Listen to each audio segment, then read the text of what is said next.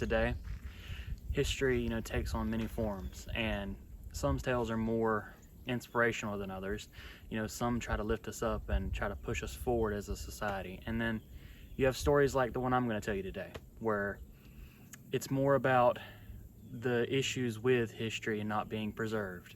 And we're going to talk about a community in my region of Georgia known as Holmesville that no longer exists. And I brought you to this creek today to try to symbolize a civilization that was here before Holmesville was even established, of the Creek Native Americans, and the fact that although yes, we have their oral histories and we have documentaries about the Creek people, there is no historical markers left for the Creek. There are no places that you can go to see their history in the region where they were established for thousands of years.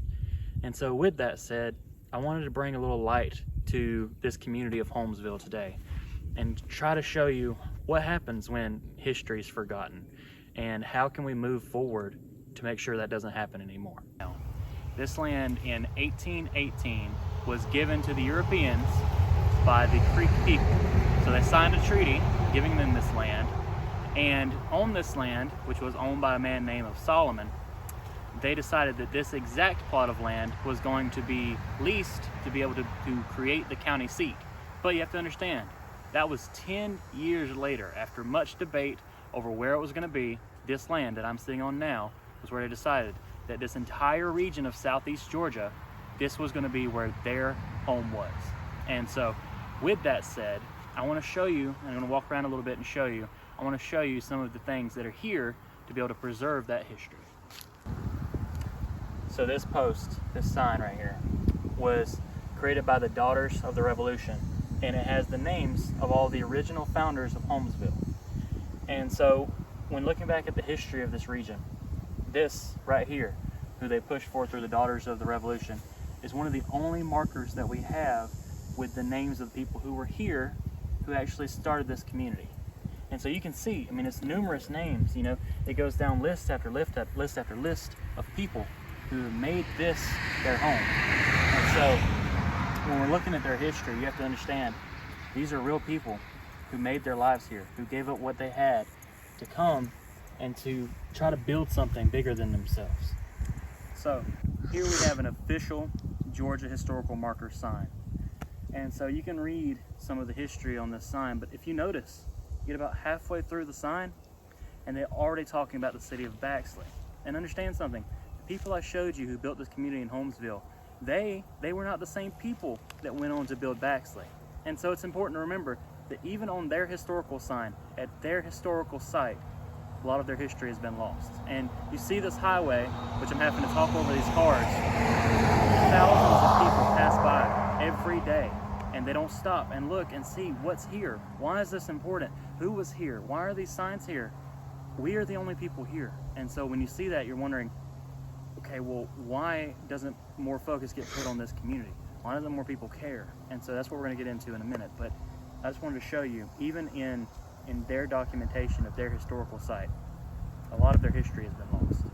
Here we have a map of the original Appleton County. And so when you're looking at this map, you realize it's made up of 12 different counties. And of those 12, it has a population of over 100,000 people that live within these counties. And all of their histories can be traced back to right here, the land that we're on today. And so when you realize this, you have to ask yourself, well, why do they not care about this site? And so why do they pour money into this site to try to preserve this history? Because the only county of these 12 that put any money in the site is Appleton County itself. And so when you see that all of their histories are traced back to right here, you would think that it would be important for them to preserve their own history. But for some reason, this site has been largely forgotten. So here we have one of the first historical sites markers that we had here. And so this was made in the 1990s, and you can see they put little effort into it. It's practically a cheap piece of wood put onto a signpost. And so when you see this, you have to think, okay, well, it's great that they preserved some sort of history here, and I'm sure it looked much better at the time, but looking at it now, it's kind of, sad to realize that out of the hundreds of years that this site was here, this is what they decided to use to mark the location of the original homestead that created this entire southeastern region of Georgia. And so with that, I'm going to show you the much better one that we have now to kind of commemorate this site. But I have to understand it's important to look back and see, you know, how was this site cared for originally. So here we have a much better historical site marker. And so you have to realize, okay, well, why did they decide to put this here? After we saw, you know, the ones that they had put previously. And so once the Freemasons realized that this site was a Masonic lodge, they realized that it was very important to preserve their history, considering that the entire southeastern region of Georgia here was created right here at their Masonic lodge. And so that's why they decided to use this sign marker that is made out of granite, which is a big industry in Georgia. And so to commemorate this site, they in 1995 put this sign here to make sure that people knew the history of this lodge. And so I'm going to show you the state that the lodge is in. I wish they put this much care into the lodge itself, but we'll get there when we get there. And here we have one of the last historical marker signs that we have at this site. And this was donated by the Sons of the Confederacy. And so, you know, when this was erected, it was erected to remember all of the Civil War veterans in this region, not just the people that were at this site. And so while this is important, and I love that they have done this to try to preserve this history, you have to realize this was to preserve the history of the region. And when I'm looking at the history of this community here at Holmesville that no longer exists, at their site, most of the signs that we have looked at were signs that were commemorating the history of this entire southeastern region, and not really the people who were here. That first sign that had their names on it, that was the only one that really spoke about Holmesville. And so, as we're going to look at the house, the last standing building of Holmesville, we're going to look at how their history is almost non-existent anymore, and how, given a few decades, it might not be here at all.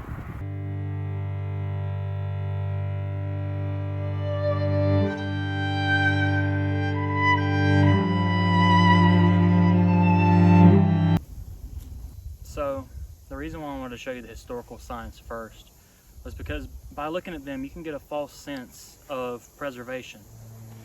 And it's kind of like what I was talking about with the creeks, in the idea that we have documentation, we have documentaries made about it, like this one that I'm making now, and we have written records, but do we actually have anything to preserve that history? Do we actually have any care put into those buildings or those communities to try to preserve, you know, their history of their community? And when you look at this building behind me, understand this is where all business was held, all the weddings were held, all the court trials were held. Everything that happened in this community, this building was where it happened at. So much history are in those walls that are falling down. And if you were here a year ago, you would have seen a front porch to this building that's no longer there. The whole front fell in. And so as I'm looking at this building and I'm watching it collapse slowly in front of me, it's like I'm watching their history fall apart. And for me, it breaks my heart, because this was the home to most of the people who live in this region, including myself. And so when you're seeing their history die, what effort is being made to keep it alive? I know since I have lived here, I have not seen a single preservation attempt happen on this building. I have not seen any of the weeds be removed. I have not seen any of the walls be reinforced. Nobody's trying to preserve this history. And so what's it going to take for people to care? What's it going to take for people to want to be able to come to a place and tell their kids, this is where your ancestors conducted business. This is where all the counties in this area, all 12 of them, this is where they were created. And so for me, it matters to me. I just wish it mattered to everyone else. So when I look at this porch that I told you about, I can't help but think of the numerous families that sat right here, rocking on their chairs, looking out over this land, and thinking about how important it was to build something for the next generation. We are the next generation. We are who they worked so hard to try to build for. And so when you look at this building falling apart and you look inside where they held those meetings to be able to decide the future of this entire region, doesn't that history matter enough to try to preserve their history. They cared about us. We should care about them. So I brought you here to this peanut field because this is where the Holmesville community was at.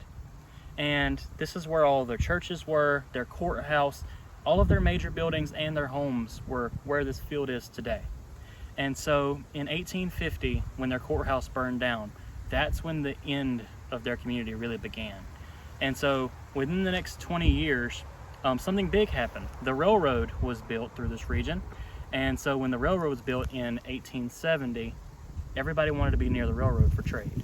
And so most of all the people that lived in Holmesville either moved there, or the ones that held out whose home was here and they didn't want to move. It was a heated debate for the next 5 years, from 1870 to 1875, to try to decide if they were going to move the county seat.